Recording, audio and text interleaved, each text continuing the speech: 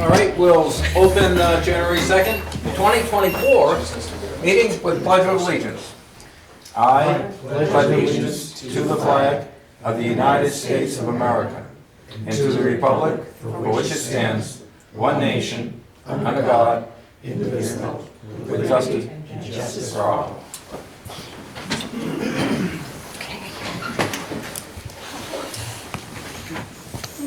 Go on, we'll start with department head updates. We've been plugging away at some building maintenance. We hate to keep saying it every time, but we spend most of our winter doing, we have a lot of buildings, we spend most of the winter fixing stuff that we table for the summer, so we've been getting a lot of that stuff done. Did have a employee give us notice for the department, so we're gonna be one guy short. So we'll have to address that at some point. But other than that, working on some equipment and knock on wood, things are going pretty good. We gained an employee. Congratulations. He's 25. Cameron Shari comes from a town in Maine. He's got 4 years of plowing experience and town work. Seems like he's going to be a good fit. We are repairing potholes after a week of rain and mud. And the grader was going up Corrigan this morning, and that got tipped by a car that didn't see him. The guy dropped his phone, went to pick it up, and luckily he swerved, but his mirror hit the grader. No damage. State police filed the report. And all the stuff that was required was done. The operator got a drug and alcohol test, as the town requires. Sure. So. Good. That's about it. Hopefully it stops tomorrow.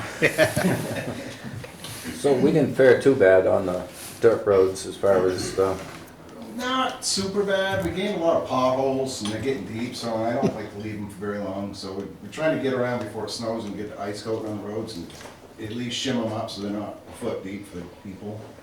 Around the mountains, got some rutting. We're addressing that. The frost came out so quick and then we fixed it as soon as we could and it froze. Of course, it didn't dry out. So this week of rain, it got soft again. yep, yeah. So I'm just trying to get it dotted up so people don't complain too much. Constant battle. It is this year. It's actually a losing battle at some points, but good enough, that's about it. All right. Thanks, anything? Dan.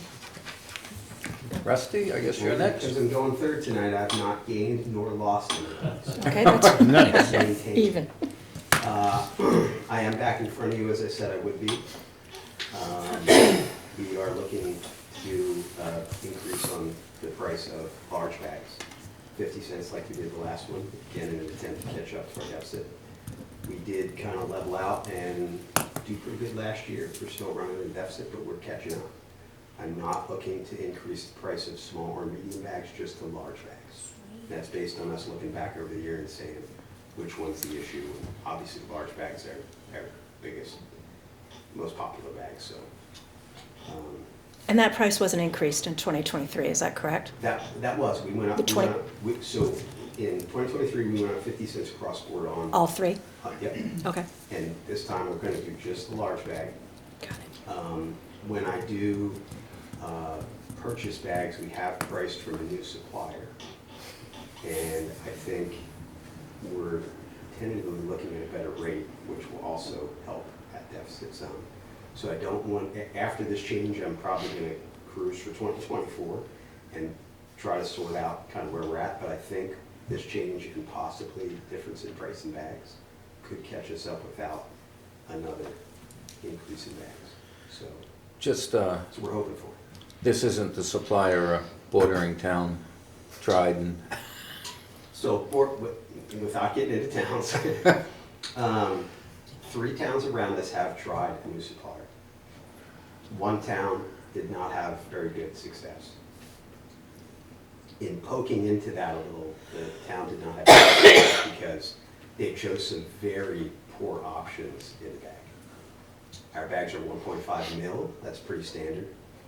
They chose to cut costs by going to 1.3 mil. Doesn't sound like a lot, but when you're jamming trash in it, it's a lot. So they're having a lot of complaints, they're having a lot of problems. That would not be that's not what I would do. I'd like to go to color bag, drawstring bag, you know, there's some improvements, but at the same time, they can cut the price. So if we can get the same quality, a few more options on the bag that I think are better for us, then we would go that route. Okay, I was just obviously hearing. But you are right, yes. They are definitely dealing with some problems, so it was kind of self-inflicted. So, Okay. What is the new price of that bag? um, Of the large bag that you want to increase to? So we would go from 2 to 250. That puts us about at a 2010 price based off our original So schedule. we're at 2010. To 2010 prices, Yep. okay. That was my next question. Yep, that puts us right about there. Again, no increase on smaller mediums, just the large bag. And that's still well under what every other surrounding community is paying. So we're still trying to play catch up, trying to do it at a pace where people aren't just getting hit with, 3 times the cost of the bag. We need a motion on this? I'll make Yeah, if we're gonna deal with that now, Might as which well. we can. Might as well. Great, I will make a motion to increase the 30-gallon bags by 50 cents. Got a motion? Do I have a second? I'll second it. Got a motion and a second to increase the 30-gallon bags at the transfer station by 50 cents. Is there any further discussion? Seeing none, all those in favor signify by saying aye. Aye. All opposed, nay. The ayes have it. Thank you. So, Thank you. That's effective immediately. Good question. Alan? When did you want to, Alan, That'll go be, shopping. that'll be effective tomorrow. with Tomorrow. The let me write that down. letter to the retailers. Okay. Same kind of rollout we had before. Last year. We'll go out, get a letter, let them know. and then kind of next later, week's but bags we get did there. say at the beginning of the year for the other increases, correct? Yes, we did Yeah. the same way. There was no delay. It was immediate. Yep. Yep. Took place, so. yeah. Okay. Anything else? That's it. Thank you. All right. End of the year flurry for renewals of permits, because a lot of people didn't finish what they were supposed to do, because of the weather Yeah. last year. And then, planning board, I'll have both the planning board and the zoning board meeting this month. Planning board has the merits hearing on the Colby case, the restaurant on Main Street. And then there's the public hearing on the draft zoning amendments. So there's been a fair amount of interest in that because they're trying to get in applications before the changes. And so I have at least one short-term rental application for the zoning board. If you look at Jefferson, they had about 10. So, I'm just Excuse me? counting down on the deadline to see how many we end up getting. That's it. Anything?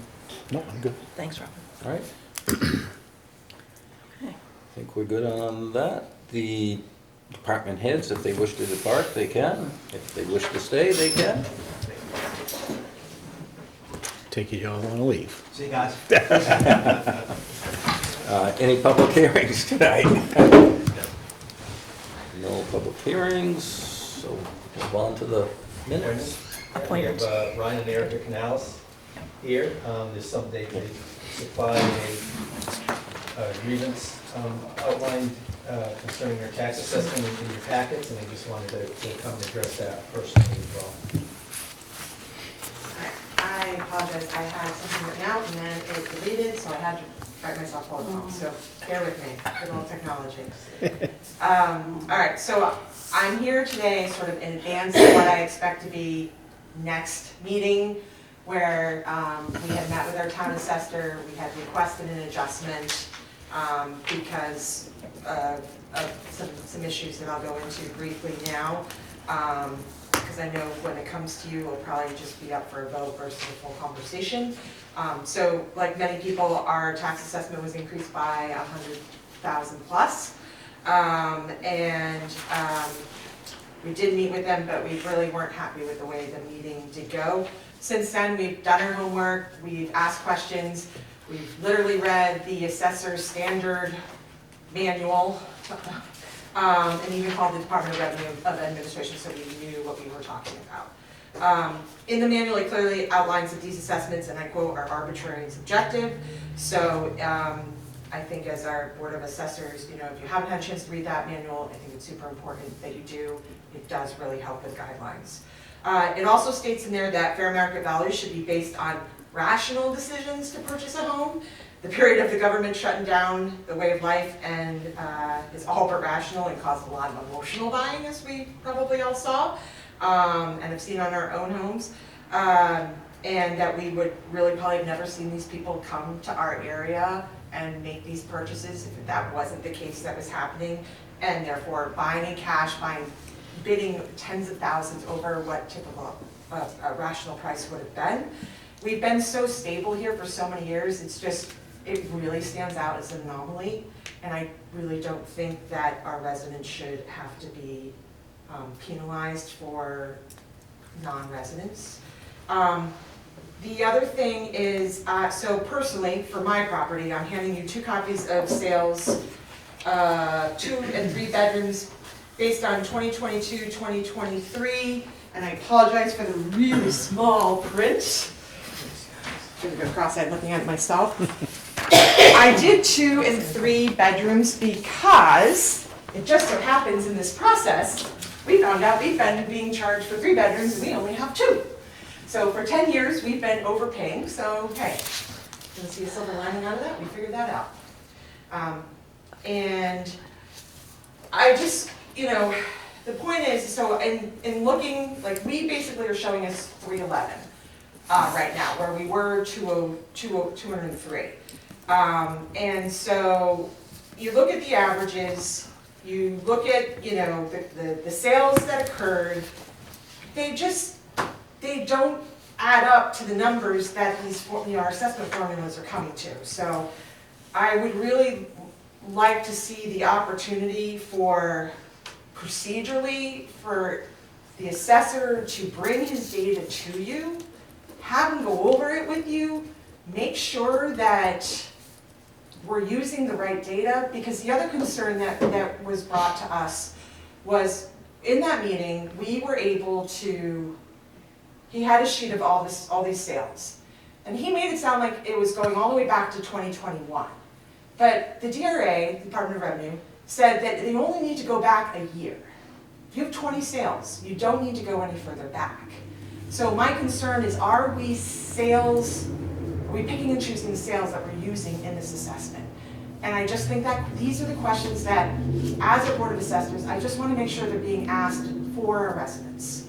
And so the numbers, my comps that I've pulled out here, the sales, there's plenty there. And that's just 2 and 3 bedrooms. So I just want to go back and look at that. And then the other thing is, my neighbor's yard and ours, he has more land than we do. We're on the same slope and ledge, but yet his property is $3,000 less land value than mine.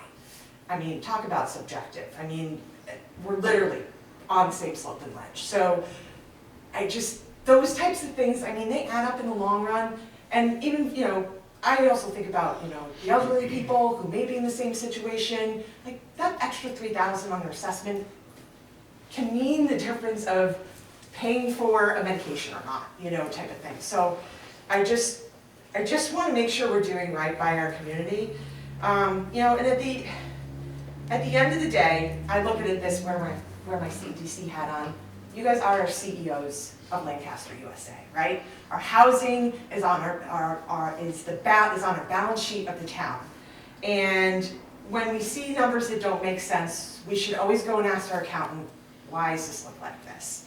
We all say, this is crazy. I can't believe this is what this house sold for. And I just say, it just means that we should do the due diligence to go back and look at it. So, I mean, the work that, you know, Ben, myself, other local businesses, we put into this economy, you know, trying to make Lancaster a great economy, we just don't want that to go to be a moot point, because we start going down the slippery slope and just end up kind of creating a crash in the long run. So, if we can, at the end of the day, maybe look at some solutions, create a task force, create some procedures where we're getting the checks and balances that we need. I'd like to see that, and if I can please have additional help with requesting getting the actual data numbers, so I can look at what the town assessor is using. I'd like to see it versus just going off of Redfin and Zillow.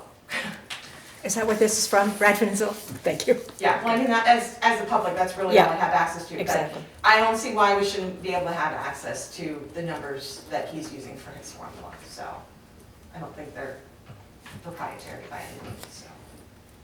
Thank you. Thank you. Thanks, Eric. Yeah. I guess I've got a question on it. Normally, when we go through a revale like this, there's a publicly advertised period of time where people can come in and speak with the assessor, That's happening. and I haven't heard anything about it yet. And I know, It was in your letter with your tax bill.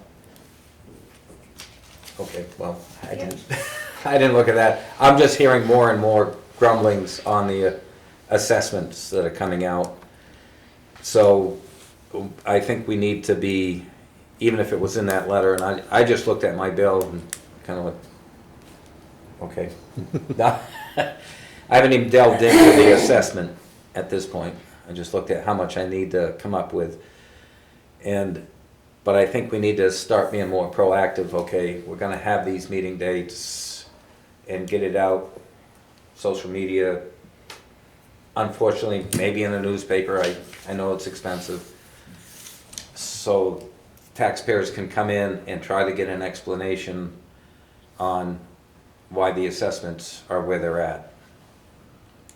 Yeah, in the future, we can certainly do that, but we were just following through with what the normal procedure was Yeah. in the past, so it had never fallen under question before, so we certainly can do whatever you guys want us to do. I'm not sure how long ago it was, but that was, It was 2 days. there was a period that That was it. people had to come in and ask questions that was set up. Where they lined up. It's like a- And it might have been a long time ago. The calls stopped, we still had open slots. There was, yeah, I think in the 2008 or 2013 reevaluation, there were reviews prior to the change, prior to the valuation being set.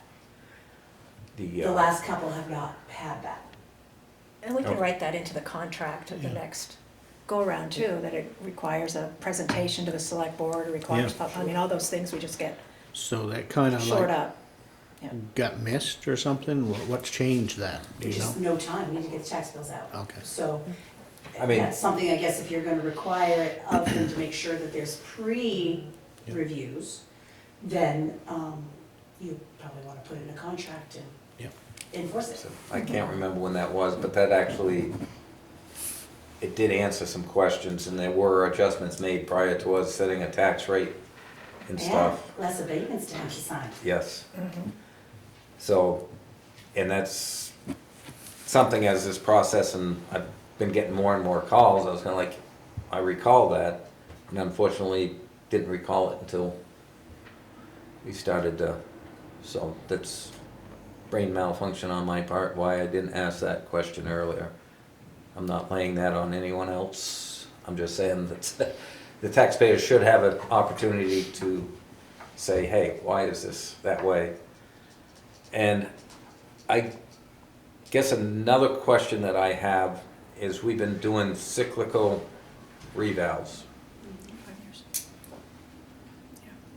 Is that every 5 years? The cyclical Oh, goes it's so many cyclical, properties he per reviews year. properties. Right? Oh, got it. Each year. Gotcha, okay. So, and I think a lot of people don't understand why they got several increases since the last reval. Yeah. Oh, So okay. they might have got 2 increases because it's cyclical, which they probably shouldn't have, it should have only been 1. But now they're seeing a huge increase I mean, a lot of those are, some of them get increases because they might have done improvements on their Building home. permits. Right. Whether it be permitted or No. snuck in there unpermitted. I mean, Right. those happen no matter what. Right. But So, hearing and actually know of properties that received a couple increases and there was no improvements done. And people are asking questions about that. Well, why? I got this increase, I got that increase, there was no improvements done, and now I'm getting a 65 or 70% increase. I wasn't aware of that. So- I'll be honest with you, That- I haven't gotten any, I mean, I met with the Canalises last week, I think it was, and they're the only people that have other than today, somebody came in and requested to meet with me, but Yeah. they were the only ones that came in with any severe concerns that wanted to meet with me. Some people, people that I know, came, would make some reference, but it wasn't,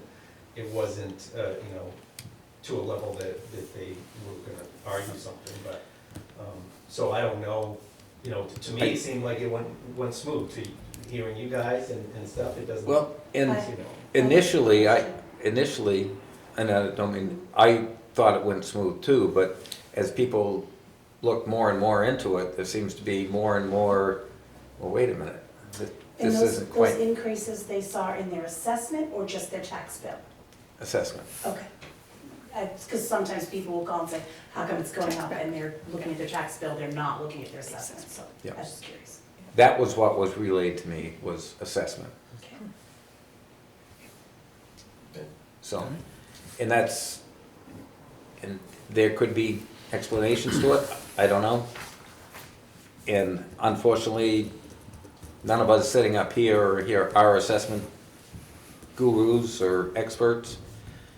So we try to rely on them, but we do need to answer the questions of the taxpayers on it. Certainly do. That's just my 2 cents.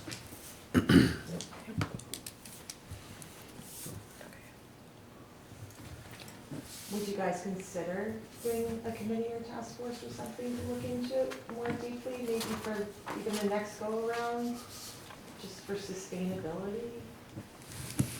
At this point, I think we gotta get some questions answered, and maybe prior to the next one, we can discuss that. But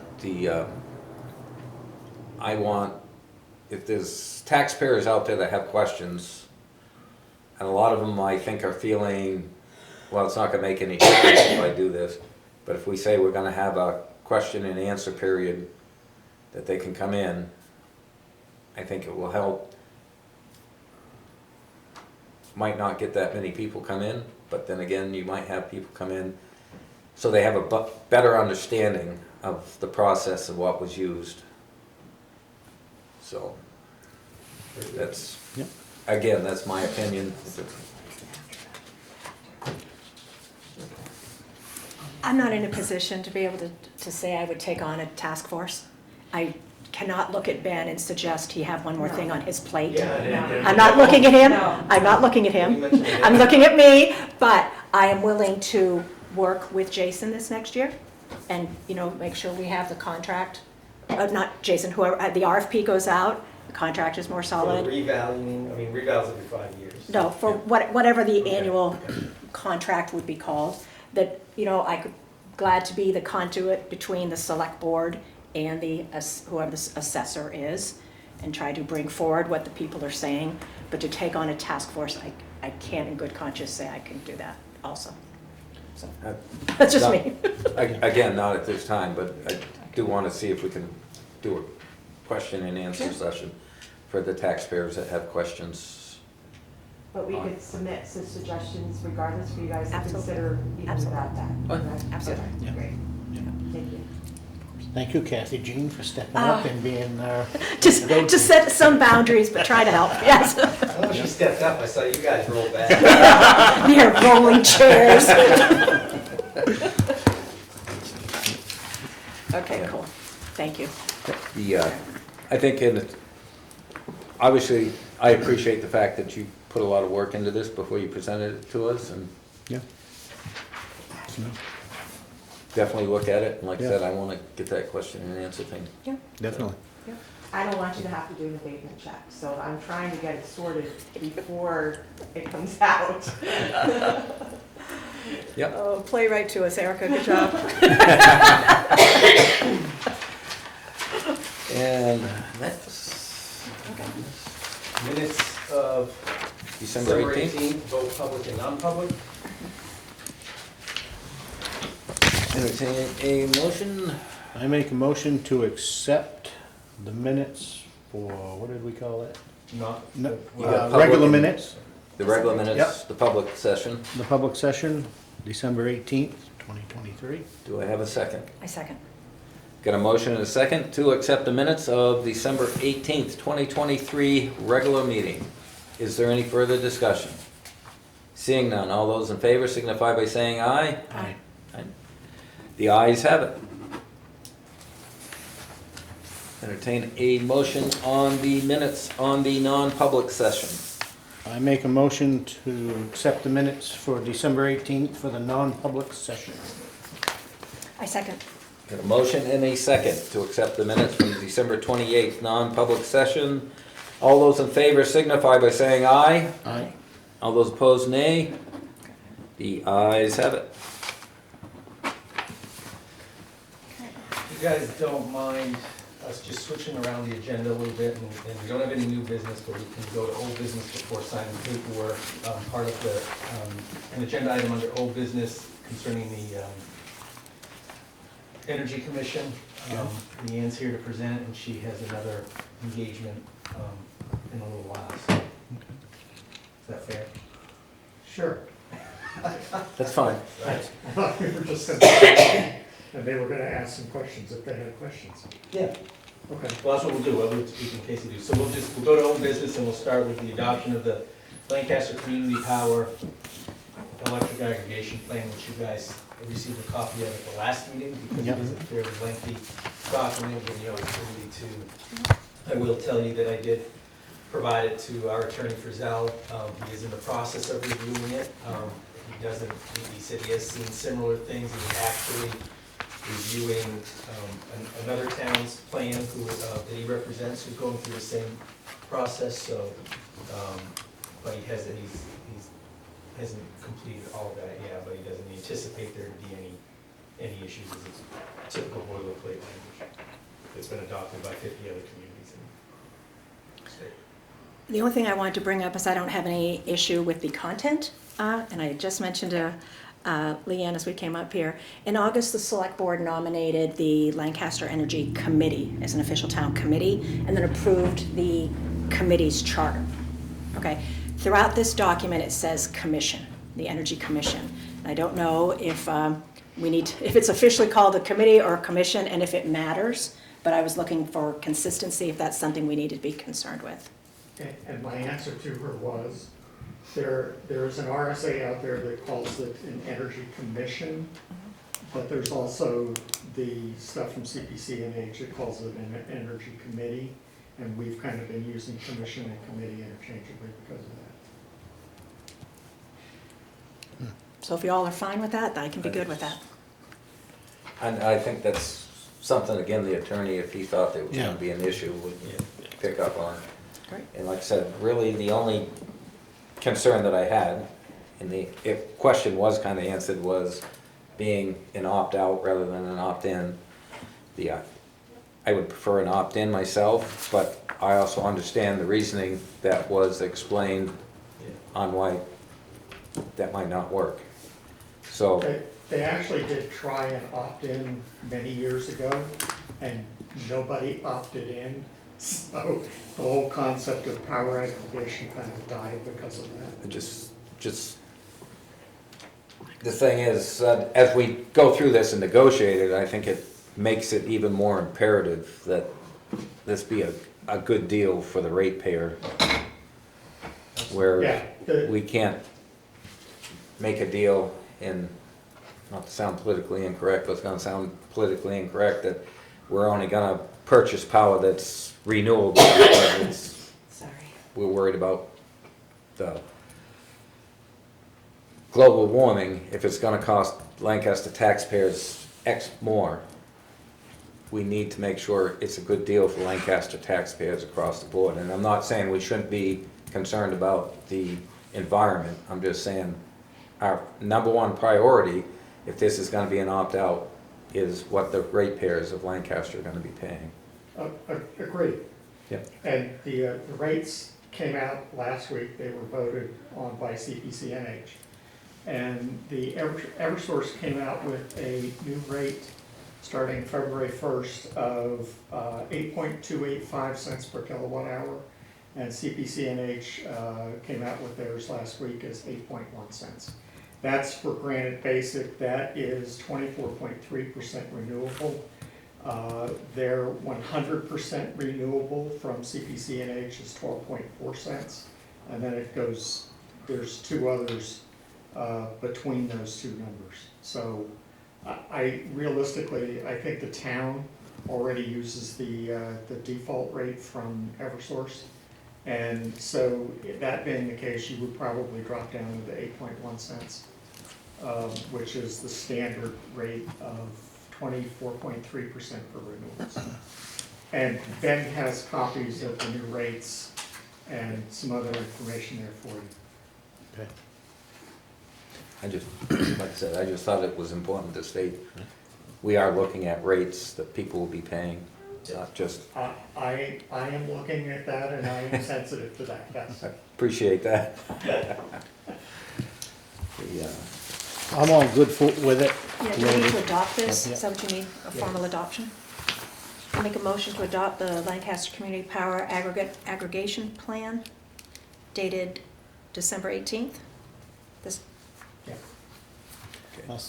I have a motion to accept the Lancaster Electric Aggregation Plan of 12/18/2023. Do I have a second? I'll second it. I've got a motion and a second. And actually, I'm gonna pull back. Could we have our attorney reviewing this? You can say pending attorney pending review. attorney. Okay. Oh, okay. I agree with that. Okay, pending the motion, do I need to amend the motion? Yes. Then I need that back. You sure? I make a motion make a motion to approve the Lancaster Community Power Electric Aggregation Plan. The document is dated December 18th, 2023, pending review By town council. by town council. You second the amended one? Yeah, I will. You got a motion and a second to accept the Lancaster Electrical Aggregation Plan of 12/18/2023 pending the review by town council. Is there any further discussion? Seeing none, all those in favor signify by saying aye. Aye. All those opposed? The ayes have it. Thank you, Leanne. Thanks, Leanne. Thank you. Thank you. Thank you. Thank you. All right, other old business. Until we can beat you up more. No? Other old business, Ken Fountain update. I haven't gotten any firm, because it was over the holidays, haven't gotten any firm update on how far complete they are, but they are still working on the recreation of the Ken Fountain. Okay. We're hopeful placement this year. Mount Orm Bridge, the bridge company came up last week, Thursday and Friday. They did repair the damage. I did talk to them about putting that headache bar to basically drop the portal height, at least have a visual. It would be hung, a 2x6 hung from chains. The contractor was gonna look into it, and they reached out to me over the weekend and said that it's not how we wanna do it, it's not gonna work. So basically, right now, the bridge is listed at clearance of 12.9. The bridge height, the true height is 13 feet.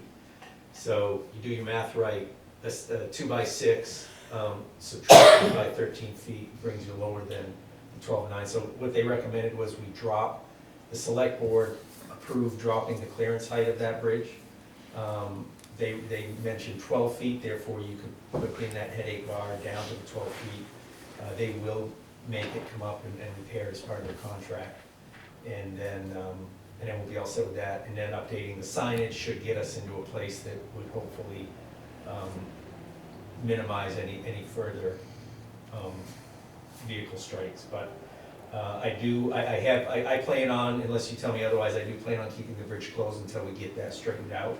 I don't wanna just put it back to where it was, a few months ago when it got hit, and then after we have the fix done, so I'd rather wait until we have all the mitigation stuff. I know we've got the 12.9 clearance, and then if we drop that down, we're gonna have 12 foot. Right. I like even a bigger margin of error. And I guess I would suggest that we sign it for a 10-foot clearance. I could go along with that. And then there's someone driving up and they see a sign that says 10-foot clearance, and they try to drive a 13-foot truck through it. Okay, you're even more stupid than what we think the drivers that have been driving through it already Yeah. are. And not only that, but it basically is for passenger cars and pickups, right? Correct. So that's It's plenty not for high enough. any kind of Yeah. commercial vehicle. So it's plenty high enough to allow that. So, I mean, I would still have them drop that sign to 12 foot, but have it be signed. 10. But So then- drop the bar to 12, but sign it for 10. 10. Okay. Drop It's- bar to 12. Does it, I mean, So, I just think it would look kind of ridiculous To if be you down hung the low. sign all the way down. because it's gonna 10 be foot. that, yeah, there's gonna be a gap, yeah. Yeah. Yeah. Yeah, 10 feet with signage only. So bar at 12, sign at 10. Bar at 12, sign at 10, right? Yeah. We also received the additional traffic recommendations from DOT. So, the first thing we talked about was this headache bar or crash bar. The second was the, whether there's a stop or a yield, how that should work. And because the entrance into the bridge from the New Hampshire side has an incline, it's challenging to put the stop sign there from New Hampshire entering to Vermont, even though you've got that long queue. And that would be ideal in that regard. You don't have as good a visibility, so they're recommending a yield sign on the New Hampshire into Vermont direction and the stop sign from Vermont into New Hampshire.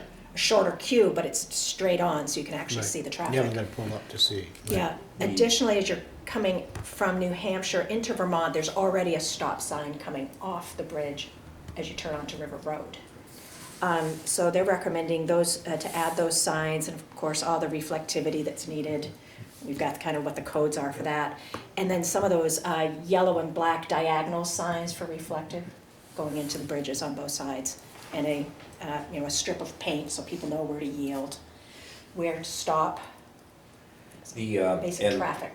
I'm not opposed to that, because it's gonna be on the Vermont side, we can't place it. So I plan on talking to Lunenburg and letting him know what our plan is. Yeah, So, okay. Yeah. I think it's important that we Yeah. do contact them, Yeah. and I think it would be positive also. yep. So do we need to make decision on those changes or just I- move forward?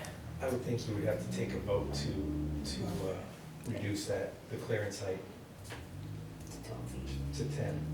Signage is only 10. Right, but the sign is what's telling them what can and cannot go through there. The bar is just telling them that it can be bigger and go through.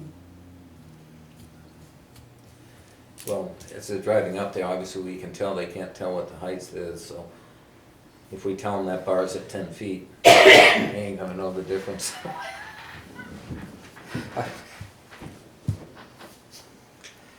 Okay, what, do we need for a motion? I'm You, sorry. you need to move to approve That we're putting up the yellows changing the clearance height of the mountain covered bridge from 13 feet to 10. from 12.9 to 10. Oh yeah, 12, sorry, 12.9. Okay. I'll make a motion to change the clearance of Mount Orm Bridge from 12.9 to 10 foot. Got a motion? I'll second it. Got a motion and a second to change the height clearance of the Mount Orm Bridge from 12.9 to 10 foot.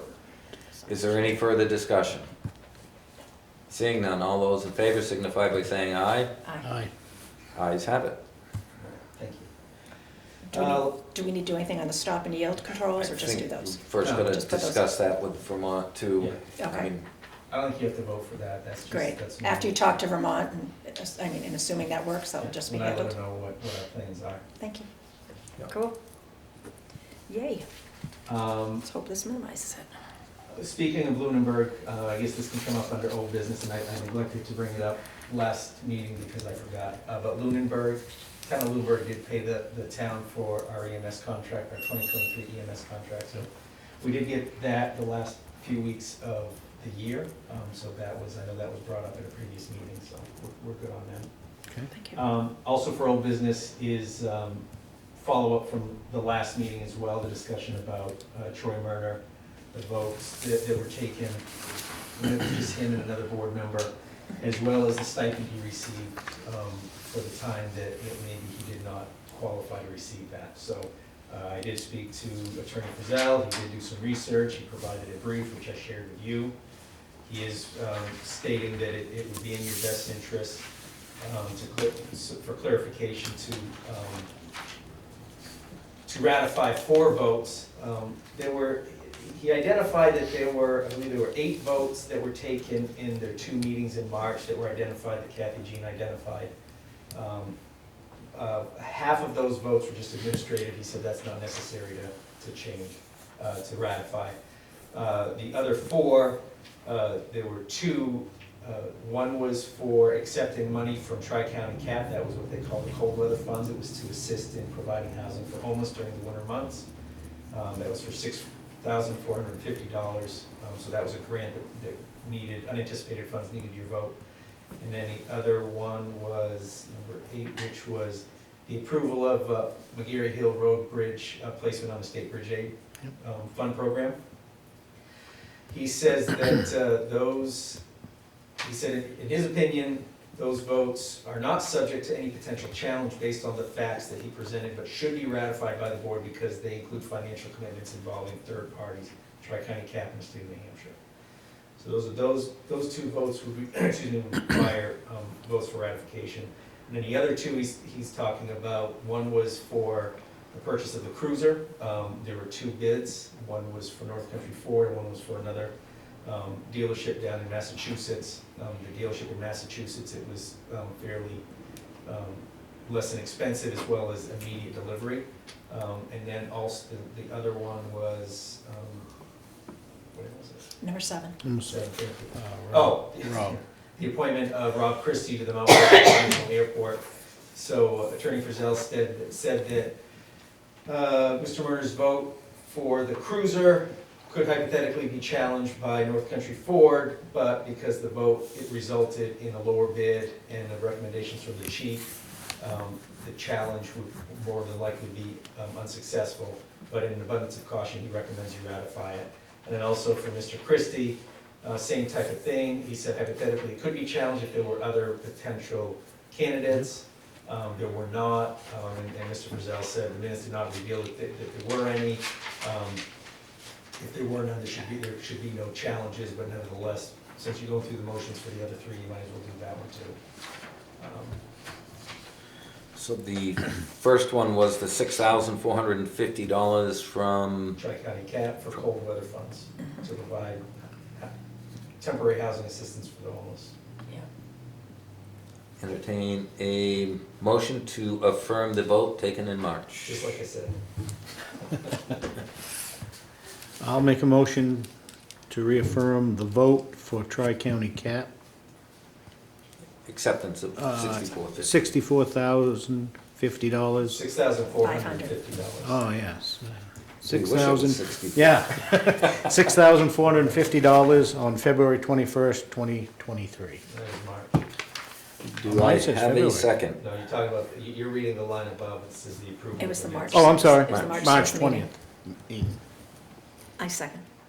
Got a motion and a second to affirm the vote to accept $6,450 from Tri-County CAP for cold weather homeless assistance, Temporary housing, temporary housing. all the above. Is there any further discussion? Seeing none. All those in favor signify by saying aye. Aye. And the ayes have it. And then we have the placing the McGarry Hill Bridge on the state bridge. That's number 8. Yeah, that's number 8, right? Yep. state bridge funding State list. Bridge funded list. I make a motion to reaffirm the McGarry Hill Bridge replacement from the State Bridge Aid Fund. I'll second. I don't have a date on that here. No, I think you necessarily. Don't have to need the put date? down. Okay. He just wants to make sure that that vote is specifically ratified. Okay. So we've got a motion and a second to affirm the vote taken in March to place the McGarry Hill Bridge onto the state replacement aid list. Is that not it? Or- Placement. Gary Hill McGarry Hill. Road Bridge, placing on Placement. the state aid bridge fund, yes, Yes. program. Is there any other discussion from the board? Nope. Seeing none. All those in favor signify by saying aye. Aye. The ayes have it. The next one that we need to reaffirm is the purchase of the cruiser to the lowest bid taking in March. Colonial dealer. Number 3. I make a motion to reaffirm the purchase of the police cruiser from Colonial at a price of $40,032. I second. Got a motion and a second. All those in favor signify by saying aye. Aye. The ayes have it. And then I need a motion to affirm the vote to appoint Rob Christie to the Airport Commission, or the Whitefield Airport Commission. I make, Washington Regional Mount Airport. Washington Region. Mount Washington, right? Now you get real technical. We're fancy I like mean- that. The attorney's given us a recommendation, I want to respect his Wanna Okay. follow it? expertise. I make a motion to reaffirm the appointment of Rob Christie to the Mount Washington Regional Airport Commission to represent the town of Lancaster. I'll second. Got a motion and a second. Yeah. To appoint Rob Christie to the Mount Washington Regional Airport Commission to represent the town of Lancaster. Is there any further discussion? Seeing none, all those in favor signify by saying aye. Aye. The ayes have it. Alright. And that should take care of the four that he thought that we should. Yeah. The other issue that I had, that you would ask me to request from Attorney Frizell was what our standing was for requesting money back from Mr. Murner for the time that he technically didn't qualify to be a selectman, which is roughly 13 months is kind of what I figured. What Attorney Frizell recommended is that we ask him to give it back first. So he said, write a letter. I do have a draft, I'll read it to you. Write a letter, see what happens. He didn't specifically come out and say it, but he did kind of imply that it would probably cost more money to collect than it would to collect, than what you're gonna collect. So that's gonna be a decision for another day, but I just wanted to throw that out there for you guys to stew on. But I do have a letter that's, it might be fairly rough. I just did it a short time before this meeting. But it just addressed to Troy. Regarding return of select board stipend, dear Mr. Murner, at the request of several residents and advice of town council, I think I spelled that wrong. The Lancaster, I just thought of it. The Lancaster Select Board is requesting you return the board member stipend payments you received during the time you were no longer a legal resident of Lancaster and therefore not eligible to receive payment for the position of selectman. Your estimated repayment is based on approximately 13 months, August 22 to September 22, which reflects the months between the time you sold your house and later resigned from the board. Based on the annual select board stipend of $3,300, the total requested return is $3,575. Please forward the above amount to the town of Lancaster, 25 Main Street, Lancaster, New Hampshire, no later than February 1st. If you have any questions, feel free to contact me, sign me. I don't know whether you like the date. I don't know whether, so I just threw that in there just to have a date, but if there's any other changes you want me to say. Will that go out tomorrow, Ben? I would just say 30 days from the date it goes out. 30 days, That's yeah. what it is. Yeah, Just because he said he kind of put it together just before this meeting, I would ask you to go through it, maybe refine it. If you make any changes, again, substantial ones. substantial ones, send it to Yep. us so we can review it. And Yep. the date, I don't know if that particular date is important, but I think it is, maybe to set a time frame. Yeah, no, I'll do the 30 days from date of the letter, which would be tomorrow, the 3rd, yep. That's a good idea. Okay. Thank you. Does that need a motion or anything? That's good. No, I think you guys directed me to Yeah, do it last we're good. meeting, so I think we're pretty much there. We asked for the attorney's input. and Okay, then- great, thank you. Okay, All right. All right, nothing left on old business, and we have no new business, as I said, so we'll go back up to signing various paperwork. We have the agreement with Skip Sansucci to represent us in the Eversource utility appeal, which always seems to be ongoing. Yeah, do you know anything about where we're at with that? No, there is a tentative court hearing date next April, is it April? September is the court date. What's that, yeah, so late summer next year.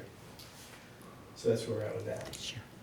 And this thing For is this year, yes. This never year. ending. It's been dragged on, and And they Well, pass new and then laws and stuff legislation, that. yeah. This isn't an old appeal, this is, I think this is a 22, this is a 22. Right, but They appeal, they appeal every year. they appeal every year, but I mean, they passed a new law in the legislature saying this is what the evaluations are. So you can't appeal. So there shouldn't be any appeals, but yet we're getting appeals every year. And it's Yeah. absolutely nuts. I will say that the good thing I will say, as far as the fees that go towards our representation, not only with the assessor, which is Skip, but also with our attorney, I can't remember their names, DTC is what they are, but anyways, they all represent a lot of communities on the Yep. same issues, so it's not like they're charging the same amount for the same work. This is the amount of effort they put in, this is what the cost's gonna be, they're gonna split it up evenly amongst all the communities that are doing the work. So, I mean, it's very fair, for the representation. So, but anyways, that's what we got. It was in your packets, you reviewed it, but I will need you guys to sign it. I could sign it, since the Board of Selectmen are city official. Do we need a, I'm not really do you official. need a vote to I don't officially? think so, I think it's just a matter of paperwork unless you wanted to, I mean, he is our, the utility center already, so Okay, it's just allowing him to represent us in court. court. You're gonna be the witness. Yes, I will, let me watch it.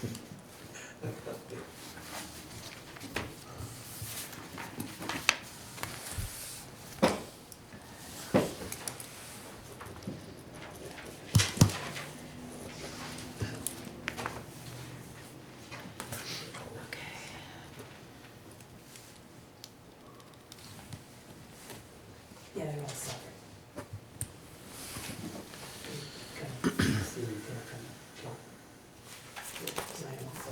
Are you in the same separately?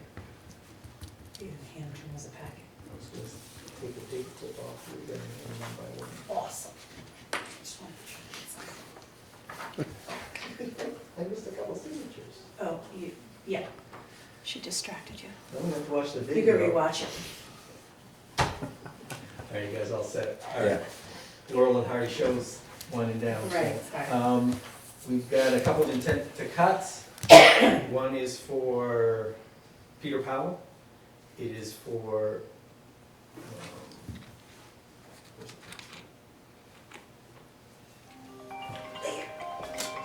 Oh, right there. oh, jeez. Tax map R28, lots 2A and 9A. Name of the road they're gonna access is Regional Road, the High School Road, and Route 3. Acreage of lot is 210 acres, and acreage of cut is 140. This, again, is for Peter Powell. And it's laying out behind, kind of between Mark Meadow Pond Road and up behind the high school. Except for the bar. The second one is for Dan Kennison, P13, lots 19 through 33 and 45 through 51. It's Hartco Ave. Acreage of lot is 10, acreage of cut is 10. It's all that left over at Hartco Ave. Those buildable lots up there. So Bruce sold them. Yes, finally. Yep.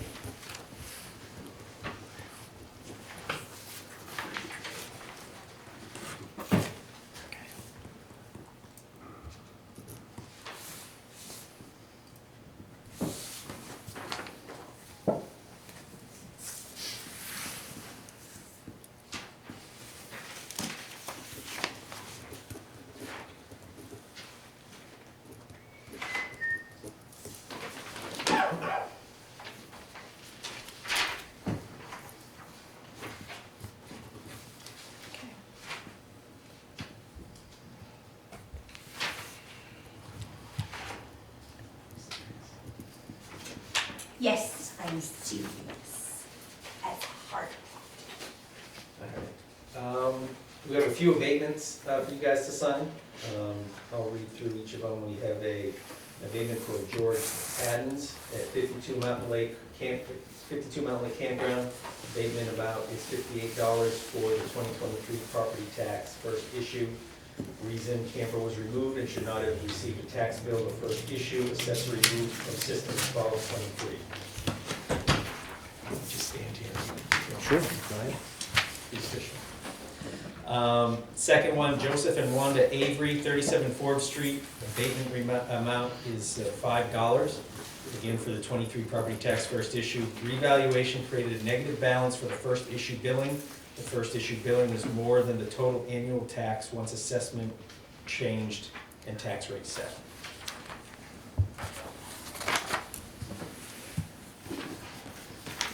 John Gugliotta, Pleasant Valley Road. Is that right? That was great. Did great. R13, lot 16, abatement amount $3. 23 property tax first issue. Same thing, reval created negative balance for the first issue. The first issue billing was more than the total amount taxed once assessment changed and tax rate set. Leo Rideout Jr. and Michelle Rideout, Causeway Street, P5, lot 52, amount abated $1. Again, same reason, 23 property tax first issue, reval created negative balance for first issue billing. First issue billing was more than the total annual tax once assessment changed and tax rate set. Just for the record, I'm not gonna sign that, it's family member. Thank you, Dave. Lori Suma and David Awilla. Sorry about that. Rowell Road, another $1 abated for 23 property tax first issue. Same reason, reval created negative balance for first issue billing. The first issue billing was more than the total amount tax total annual tax once assessment changed and tax rate set.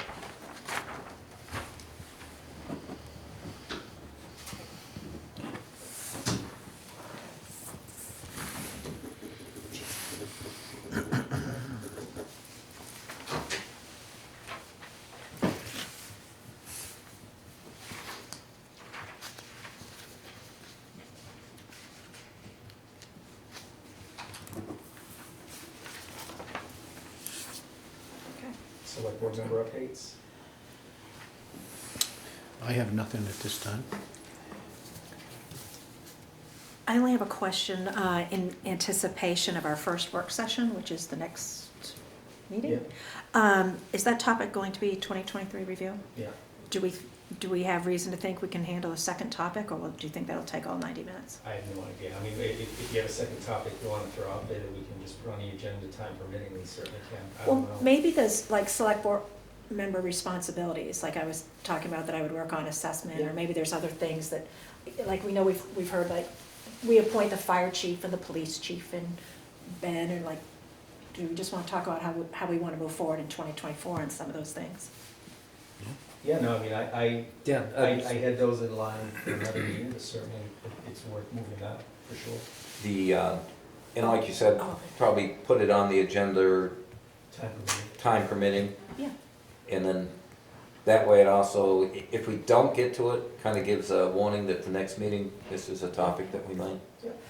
If you want them at another meeting, if you have another topic. No, no, this is fine. I was just thinking, as I was kind of structuring stuff in my head, and again, it's gonna be, certainly be fluid, was I think like the March meeting was gonna be organizational, and it was not really going to be department organizational, but just kind of town organizational structure from select board all the way down to appointed committees to even elected committees, and then the staffing as well. So, but it's probably fair to say that meeting would be overloaded with everything. So if we can pick some out and move it around, I'm fine with that. Yeah, because it's still 60 days out, so maybe so maybe part of that topic is one meeting, and the other part of it is more of an organization. Okay, thanks. That's the only thing I've got this time. Well, I've got nothing at this time. We're keeping it short. Huh, guys? This is kind of the mood of the year, then, short meeting. Yeah. Oh, we covered all of my things earlier. Last thing is just informational stuff in your packets, the planning board meeting agenda for next week. Amnesic Asphalt, their state permit to operate from DES, and then there were 3 land use permits. And I got nothing. Nothing else? Anything else from the board? Nope. We will take public comments, if there's anyone from the public. Seeing nothing, entertain a motion to adjourn. I'll motion to adjourn. Get all of it. And a second to adjourn. All those in favor signify by saying aye. Aye. Aye. The ayes have it. Thank you. Turn it over and leave. You? Only one meeting. I'm sure not much to say.